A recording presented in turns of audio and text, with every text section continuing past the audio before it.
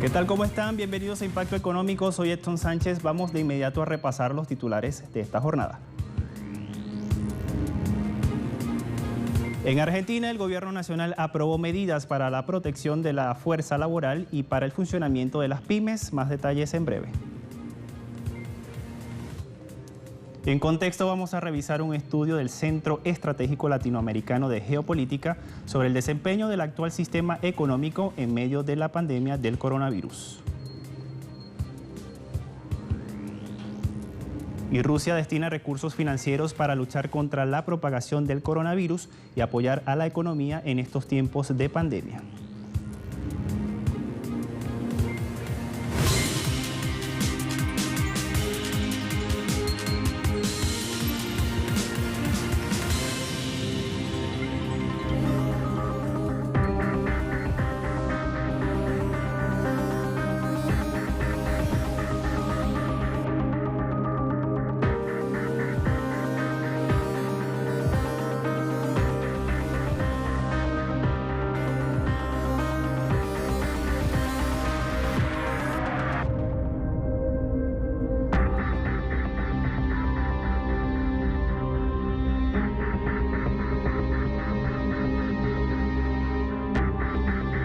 Entramos de inmediato en materia. El presidente de Argentina, Alberto Fernández, firmó un decreto de necesidad y urgencia para resguardar los empleos y otro programa de asistencia de emergencia al trabajo en apoyo a las pymes para aliviar las medidas por el COVID-19. El decreto 329 y 332 en la postergación o reducción hasta el 95% del pago de las contribuciones patronales, y también crea la asignación compensatoria al salario para los trabajadores de las empresas del sector privado hasta 100 empleados. La prestación por desempleo tendrá un mínimo de 6.000 pesos y un máximo de 10.000 pesos. Con ello, la asignación sería de 16.875 pesos para los empleadores de hasta 25 trabajadores. También habrá un 75% para las empresas de 26 a 60 empleados y un 50% del salario mínimo vital para las empresas de 61 a 100 trabajadores. El decreto también establece además la prohibición de despidos sin justa causa y por las causales de falta o disminución de trabajo y fuerza mayor por 60 días. También declara sin efecto algunos de los despidos realizados en dicho lapso, manteniendo las relaciones laborales existentes. Todas estas medidas en resguardo al aislamiento social preventivo y obligatorio que decretó este gobierno de Argentina.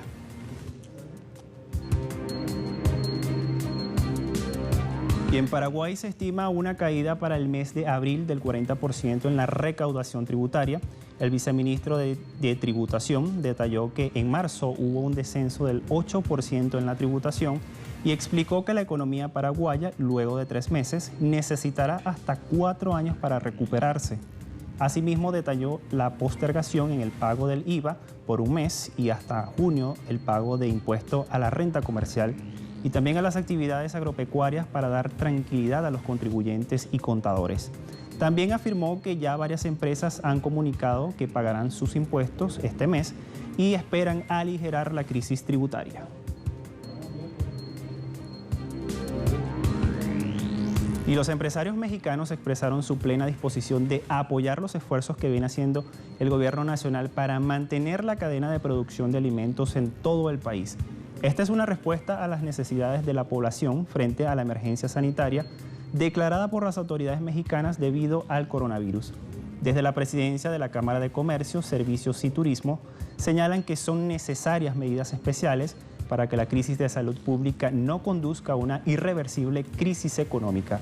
También pide al gobierno que establezca apoyos económicos lo antes posible para las pymes y adicional diferir los compromisos fiscales de este año y también agilizar la devolución de los impuestos. La estatal brasileña extractora de crudo Petrobras anunció planes de recortes diarios de petróleo. La empresa recortará su producción diaria en 200.000 barriles por la contracción de la demanda mundial de crudo y productos derivados. La duración de la restricción, así como los posibles aumentos o disminuciones, serán evaluados continuamente. Igualmente, Petrobras evaluará las condiciones de mercado y operaciones para definir cuáles campos se recortará la producción. La medida suma ajustes en el procesamiento de sus refinerías de acuerdo con la demanda de combustible, con las acciones de cuarentena adoptadas en el mundo para reducir la tasa de propagación del COVID-19, la demanda de petróleo podría disminuir en un 20%. Esto quiere decir unos 20 millones de barriles por día, según estimaciones de la Agencia Internacional de la Energía. En este país suramericano, el consumo de combustible en las estaciones disminuyó cerca de 50%, según FECO Combustibles.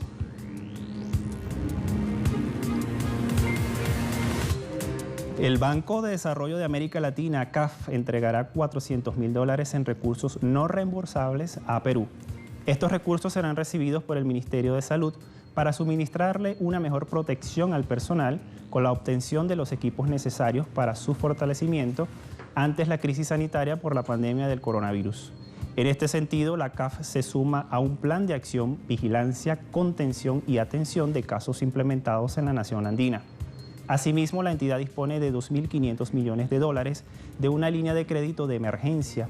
Actualmente en este país, en Perú, existen 1.065 casos de COVID-19 y 30 fallecidos.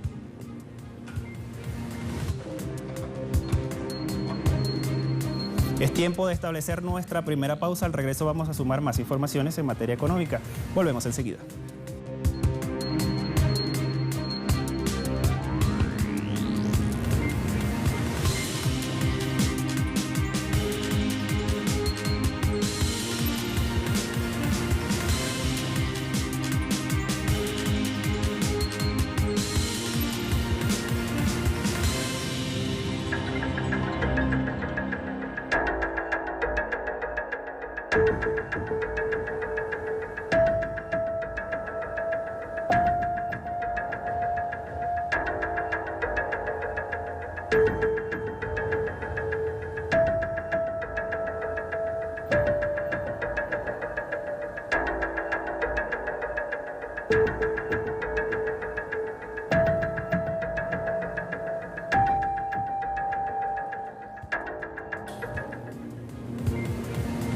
El investigador del Centro Estratégico Latinoamericano de Geopolítica, el CELAC, Pablo Warren, afirma que la pandemia del coronavirus ha dejado al descubierto las fragilidades de los sistemas de salud.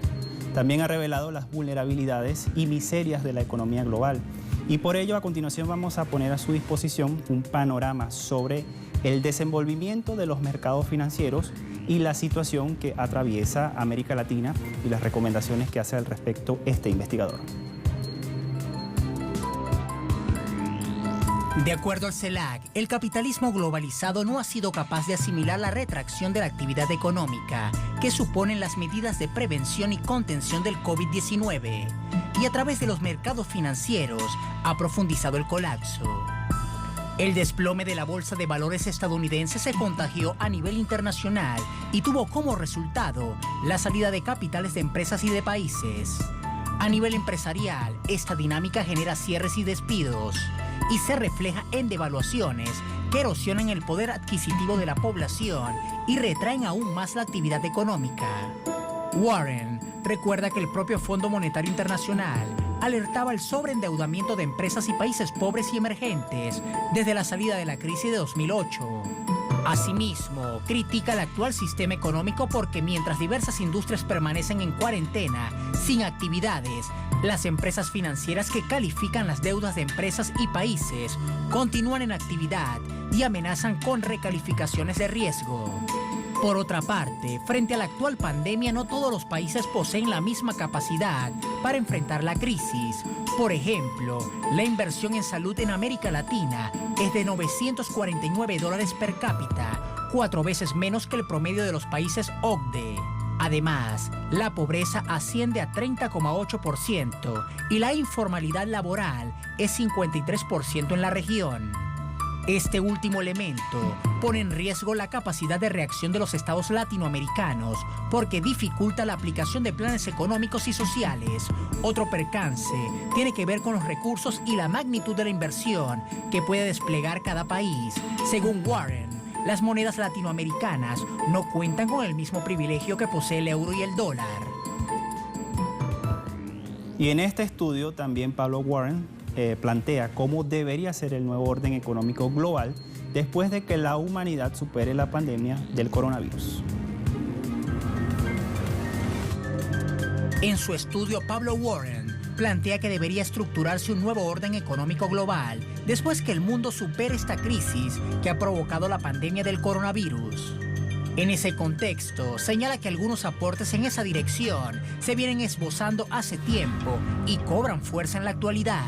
Entre los planteamientos que destaca el investigador están el redireccionamiento de la liquidez financiera a inversiones asociadas a la salud pública y a la transición verde hacia energías renovables y tecnologías limpias. Asimismo, sugiere la reestatización de derechos básicos privatizados como la salud.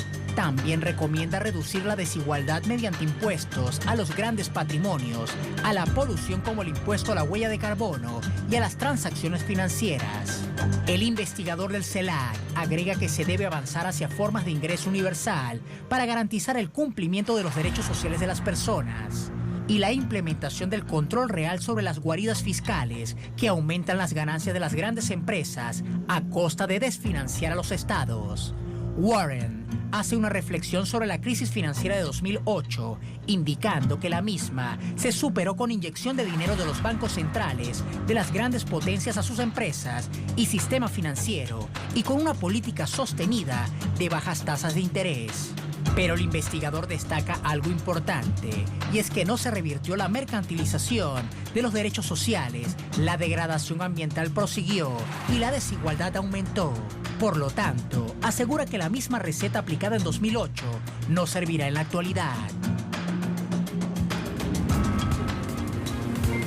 Y frente a todo este escenario de debilidad económica del sistema descrito por el CELAC, para hacer frente a la emergencia sanitaria, se recomiendan avanzar hacia un nuevo orden global con la cooperación de los países centrales y también los periféricos. De hecho, si los denominados países centrales no cooperan entre sí porque se encuentran en conflicto, entonces el liderazgo político debe ser ejercido desde la periferia. Todo esto debe hacerse mientras se reconfigura el escenario geopolítico entre Estados Unidos, China y la Unión Europea.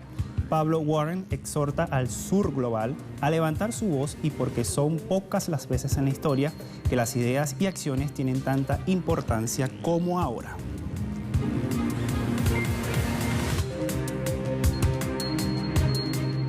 Rusia está tomando medidas contra el COVID. Nuestro tema al regreso de esta segunda pausa.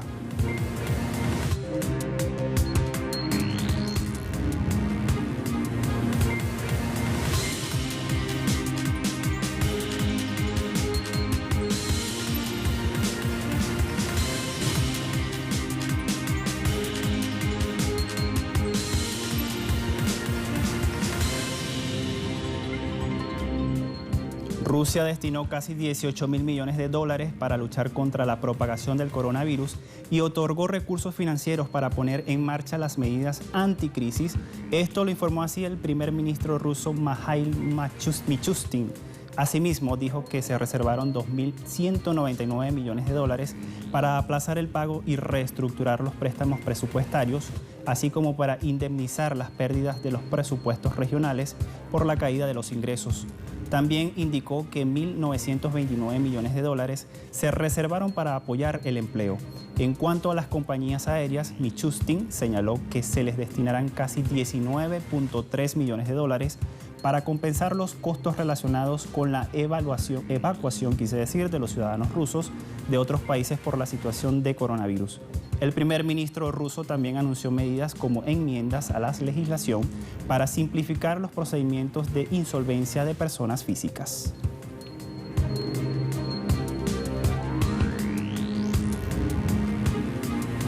El sector manufacturero de los Estados Unidos registró una notable caída en marzo pasado debido al coronavirus.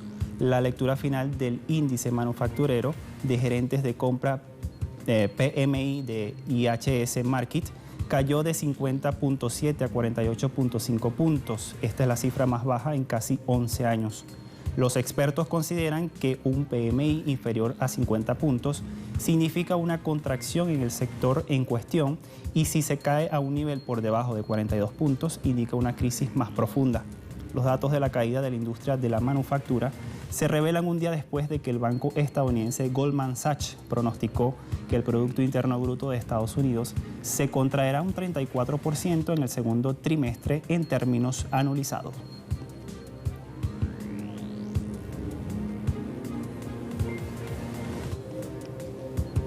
Y en Francia las ventas de autos nuevos sufrieron también una caída notable en el tercer mes de este año debido al COVID-19. Datos difundidos por el Comité de Constructores Franceses de Automóviles develan que las ventas de automóviles nuevos en Francia sufrieron un desplome histórico del 72.25% en marzo respecto al mismo mes del año pasado, con 62.668 vehículos particulares.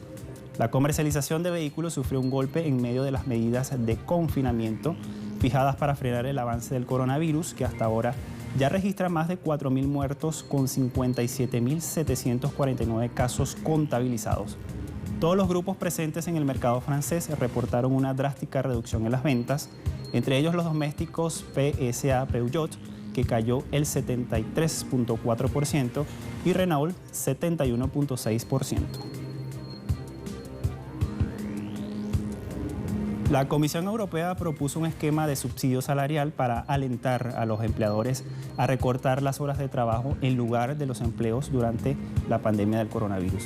La jefa de la Comisión Europea, Ursula von der Leyen, dijo que la iniciativa de una semana laboral corta, inspirada en el exitoso esquema alemán, está destinada a ayudar a Italia, España y todos los demás países que han sido muy afectados. La funcionaria europea no entregó detalles financieros, que solo se darán a conocer el próximo jueves. Bajo el programa que ya habíamos mencionado, el Estado paga parte de los salarios de los trabajadores para evitar que se recorten puestos laborales durante una recesión.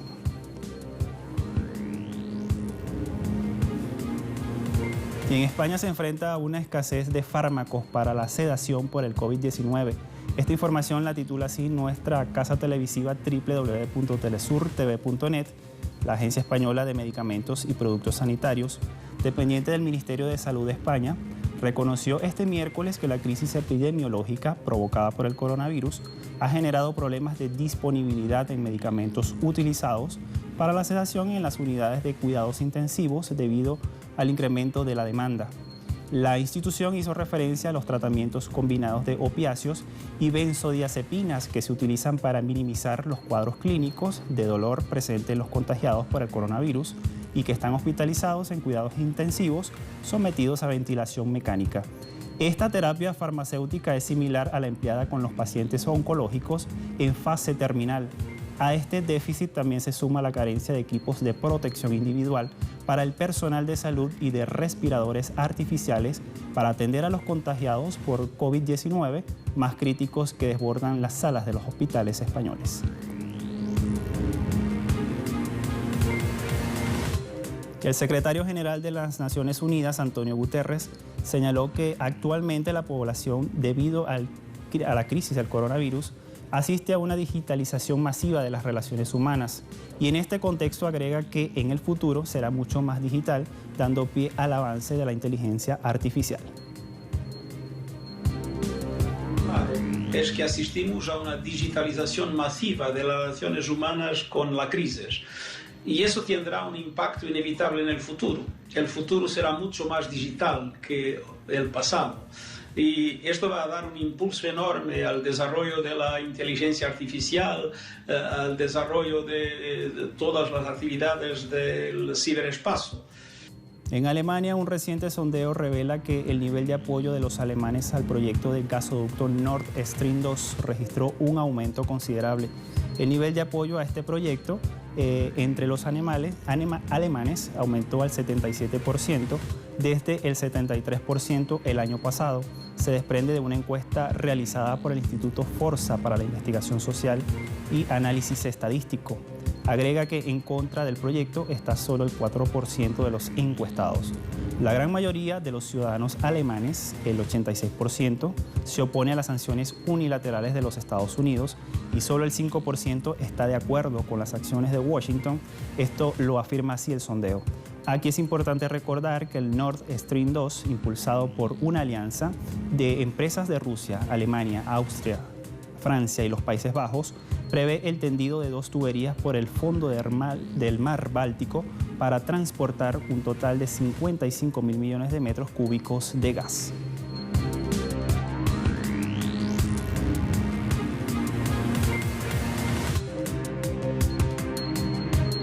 Ha llegado el momento de sumar los indicadores petroleros al cierre de la jornada de este miércoles.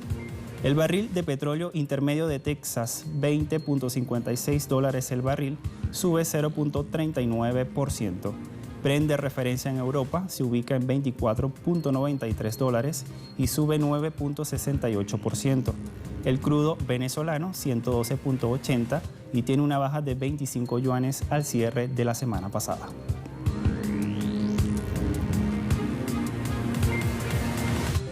Con estos indicadores ponemos punto final a esta emisión de Impacto Económico. La invitación para que sigan nuestras redes sociales. Como siempre, muchas gracias por la compañía. Hasta la próxima.